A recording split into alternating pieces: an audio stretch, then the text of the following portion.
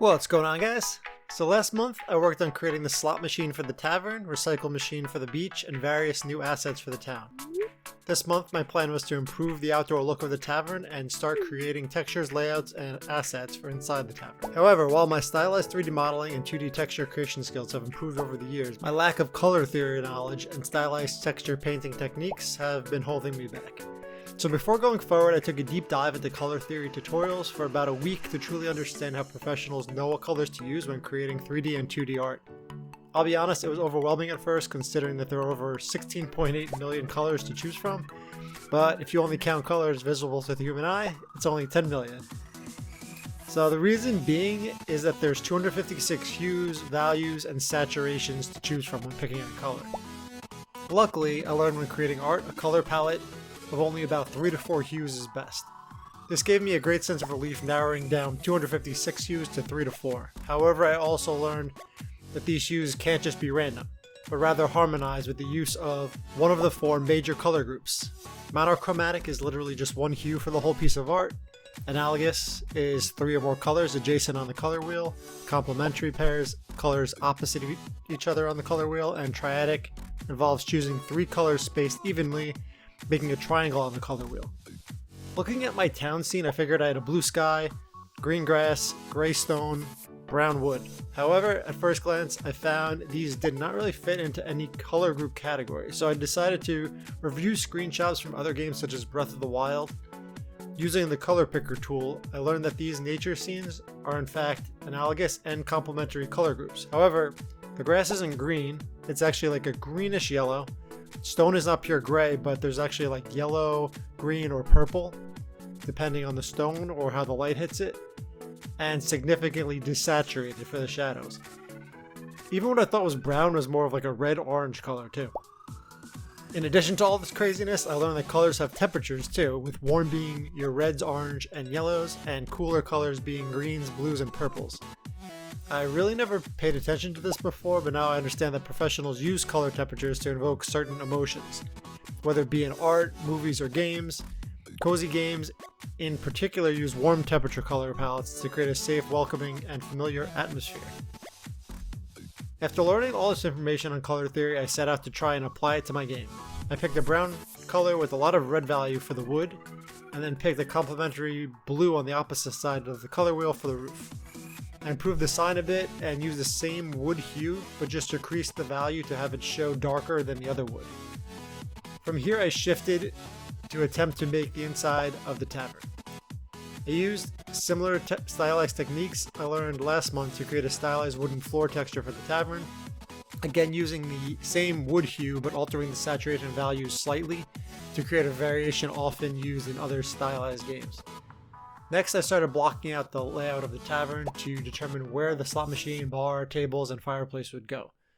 I modeled the fireplace and then attempted to create different color variations for the gray stone, adding warmer colors to further enhance the warm wood and floor colors.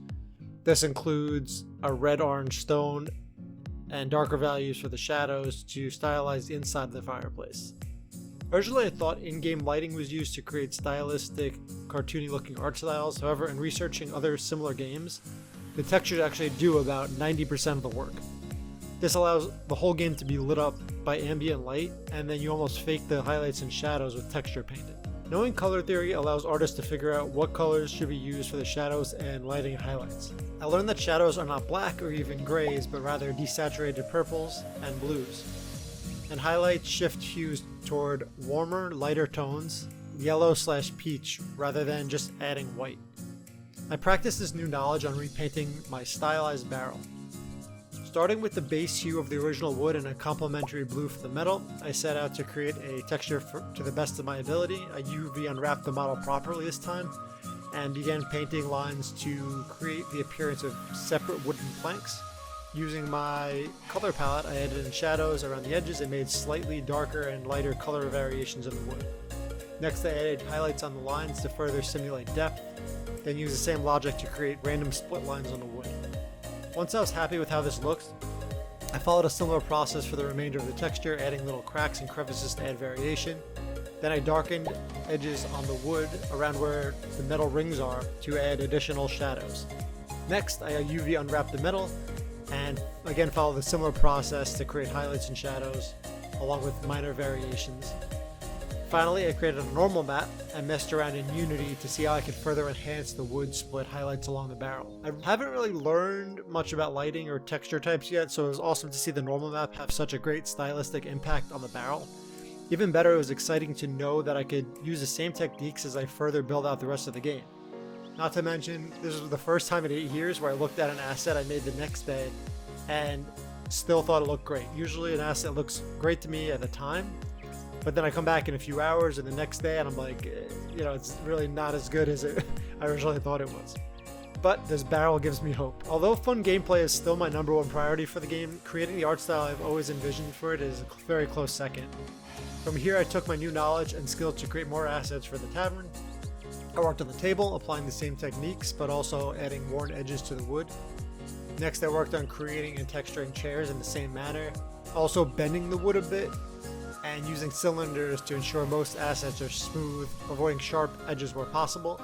Again, going for that relaxing, welcoming, safe atmosphere that we talked about with the colors earlier. And towards the end of the month, I worked on creating the bar, some shelves, and crates. This process went quicker as I already had the color palette, art style, and techniques from creating the previous models. Finally, I thought it would be fun to create different drinks for the tavern, not only ale, but milk and juices as well. These will be consumables that can be purchased and consumed for temporary attribute buffs, which I mentioned in last month's devlog. Some will also be craftable from the player's kitchen once unlocked.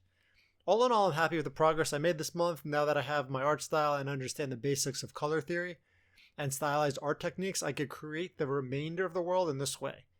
Next month, I'm going to attempt modeling and texture painting an NPC for the game. My ultimate goal is the stylized Pixar character level of quality. My minimal goal is that the NPC character looks better than the other 2 characters I have created so far. So as always, thanks for watching, and I'll see you all in next month's devlog, hopefully with a better looking NPC.